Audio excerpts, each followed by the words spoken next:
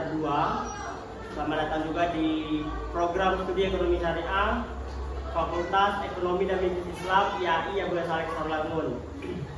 Sebelum Bapak menjelaskan lebih banyak tentang mata kuliah, peraturan, silabus kita, Bapak akan absen dulu supaya kita lebih saling mengenal. Karena tak kenal maka tak sayang, tak sayang maka tak cinta, tak cinta maka tak nikah, tak seharusnya ada. Anjay. Jadi untuk itu kita harus berkenalan. Bapak ambil satu ya. Dea Erlangga. Saya Pak. Oke, dari mana Dea? Kami dari Sri Pelayang Pak. Dari Pelayang. Alumni mana? Alumni SMK 4. SMK Negeri 4 Sarlangun. Elsa Manora. Ada. Dari mana Elsa? Dari Desa Harapanjang. Alumni dari SMA Negeri 7 SMA Negeri 7 Sarlangun.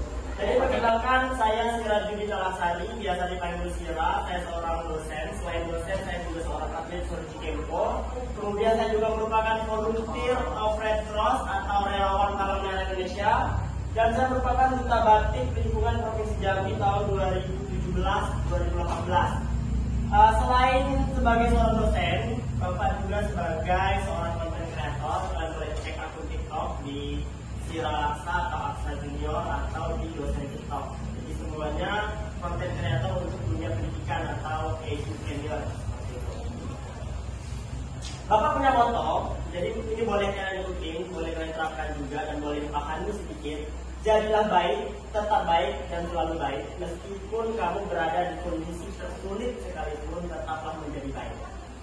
Saya dulu kuliah di Universitas Jambi tahun 2010 sampai dengan 2014. Kurang lebih 3,4 tahun. S2-nya ilmu ekonomi di Universitas Jambi juga tahun 2018-2019. Masa pendidikan 1 tahun 2 bulan.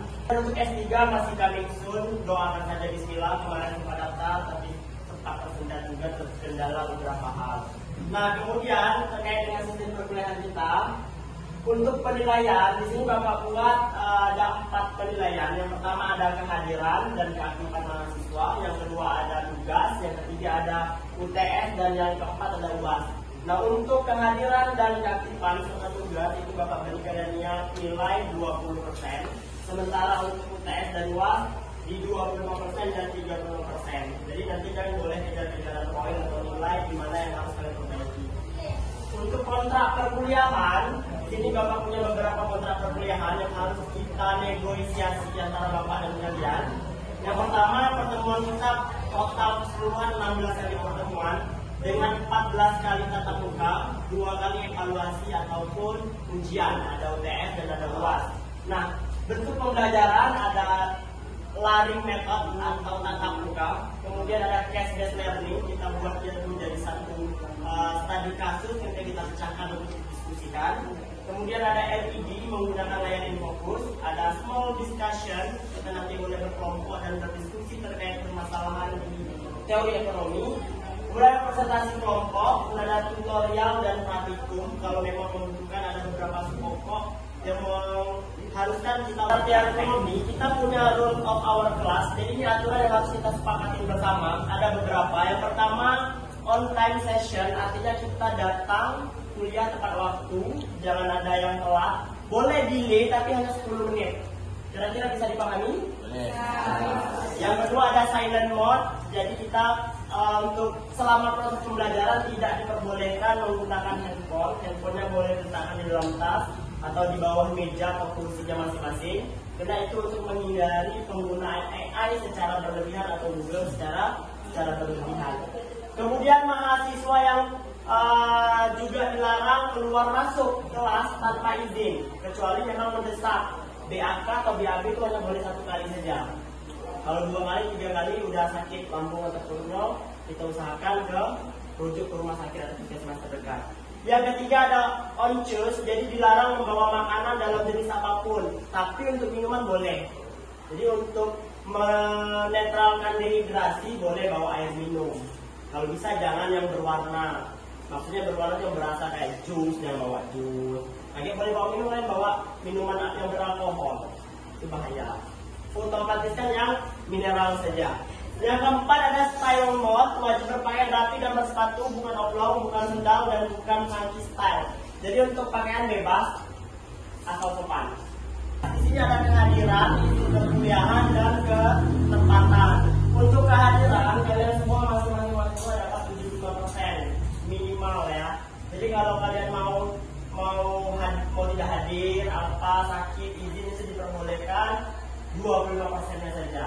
Tapi kehadiran 75%. Nah, apabila 75% ini kalian tidak penuhi, maka mahasiswa tidak boleh mengikuti ujian akhir semester. Yang berikutnya ada izin perkuliahan. Bapak tidak memberikan izin tanpa surat yang jelas. Jadi harus pakai surat yang jelas. Kalau sakit ada keterangan dari dokternya. Kalau nikah harus ada undangannya.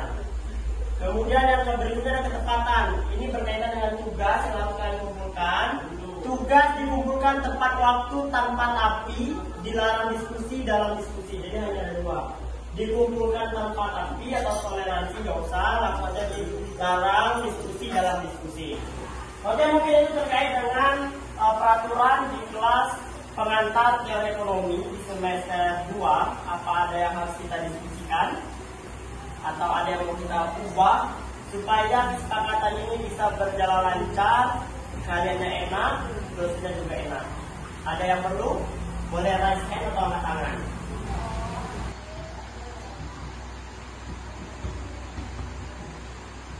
Jadi kita masuk kepada pembahasan pengantar teori ekonomi.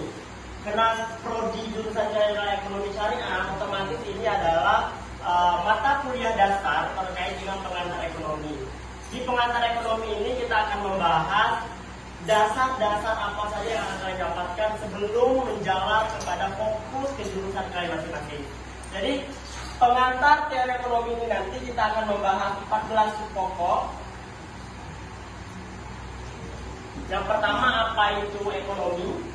Kemudian ada permasalahan ekonomi, kemudian ada ekonomi secara mikro, kemudian secara makro, kemudian ada masalah inflasi, investasi, kemudian juga masalah pasar modal, kemudian ada masalah ekspor dan impor ataupun perdagangan internasional, dan terakhir adalah kesejahteraan masyarakat. Tapi ini hanya kecil, karena kita ada di pengantar. Besarnya nanti kalian akan ketemu di semester berikutnya pada mata kuliah berikutnya seperti ekonomi mikro Islam, makro, dan lain-lain sebagainya. Kira-kira kalau Bapak tanya kalian tentang apa itu ekonomi, apa yang ada di pikiran kalian semuanya? Yang mau menjawab boleh raise hand. Coba, apa ekonomi yang ada di pikirannya? Tentang uang, boleh. Ada lagi? Ya, mana? Boleh, Cindy, silakan. Krisis moneter, ada lagi? Siapa lagi? Aisyah, kemiskinan, normalah, keuangan. Oke.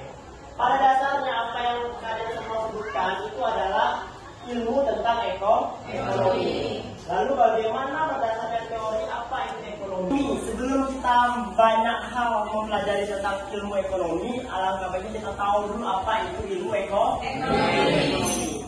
Ini di depan ada ilmu ekonomi. Ini adalah Albert Marshall, tokoh ekonomi dunia. Selain yang kalian kenal, ada siapa bapak ekonomi? Ada yang tahu bapak ekonomi dunia? Waduh, gawat. Ini salah satunya tokoh ekonomi dunia adalah Albert Marshall. Kata Albert Marshall bahwa ekonomi adalah suatu studi tentang manusia dalam urusan hidup yang biasa.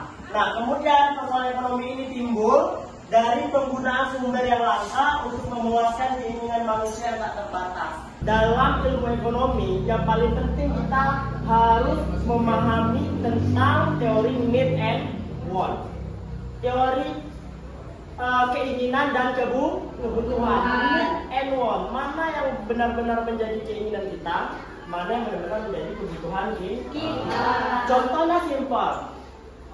Banyak manusia atau banyak orang, khususnya kita yang tinggal di daerah pedesaan seperti Tarungangun ini, tidak bisa membedakan mana yang menjadi sebuah keinginan dengan yang menjadi sebuah kebutuhan. Simpelnya seperti ini. kalian mau berkuliah ke kampus ini. Oh, besok mau masuk kuliah nih. Nah, apa yang menjadi kebutuhan kalian untuk sampai ke kampus ini? Yang pertama, motor. Apakah motor ini sebuah kebutuhan atau hanya keinginan? Kebutuhan. Pahami dulu konsepnya. Apakah orang yang tidak punya motor tidak bisa berkuliah? Bisa. Belum tentu. Karena tidak semua mahasiswa yang kuliah itu harus punya motor. Jadi bisa jadi ojek, ya kan? Bisa jadi numpang sama temennya, gitu kan? Bisa jadi ya dia nggak punya motor karena punya mobil, gitu. Jadi pahami konsep ingin dan butuh. Ada need and want. Jadi harapan Bapak, Ananda semuanya bisa memahami konsep need and want. Nanti kita akan ketemu di semester berikutnya berkaitan dengan need and want. Ada pertanyaan? Ekonomi tadi berhubungan dengan kelangkaan, kemudian kebutuhan manusia dengan keinginan yang tak terbatas. Nah, kalau kita simpulkan, artinya ekonomi ini, teori ekonomi ini, kita akan berfokus kepada need and want. Nah, jadi ini adalah teori tentang need and want. Bagaimana kita mengendalikan suatu keinginan dan mengendalikan suatu kebutuhan. Perbedaan yang mendasar inilah yang harus ditanamkan oleh mahasiswa seperti kalian supaya tahu yang mana kebutuhan, yang mana keinginan. Tidak mendahulukan keinginan, tapi mendahulukan kebutuhan. Jadi ke kampus itu sebenarnya tidak perlu motor. Ya kalau kita punya teman, artinya kita bisa sampai ke kampus. Seperti itu konsep dasar kecilnya seperti itu.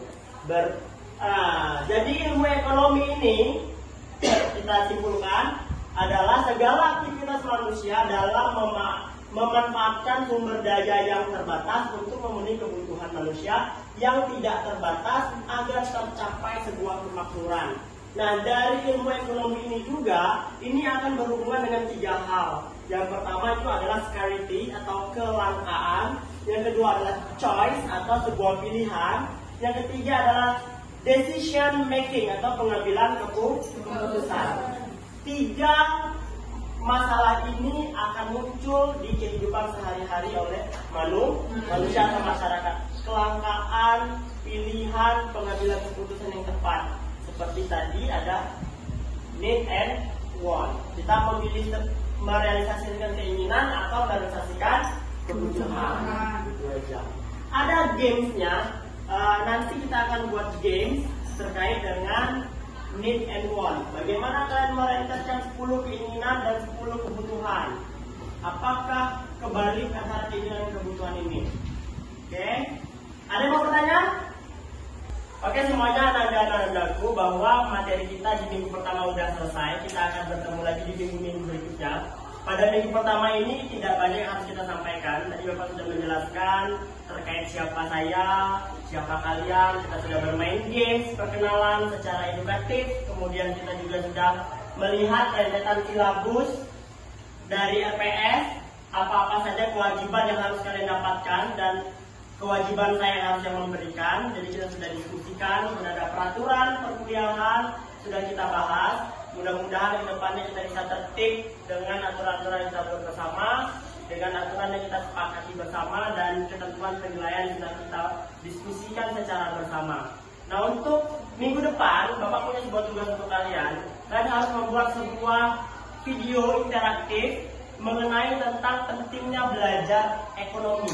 Jadi kalian punya tugas masing-masing kalian untuk membuat VT. Ini akan diupload di TikTok masing-masing. Kemudian kalian upload dan tag dosen TikTok di pencariannya dosen TikTok. Itu akun Bapak, ya. Akun Bapak kalian boleh tag di sana. Kalian menyuarakan kenapa penting belajar ekonomi dengan durasi 1 sampai dengan 2 menit. Bisa dimengerti? Bisa. Oke, kalau bisa dimengerti, sampai ketemu minggu depan. See you next time and see you next week. Bapak Ibu, wassalamualaikum warahmatullahi wabarakatuh.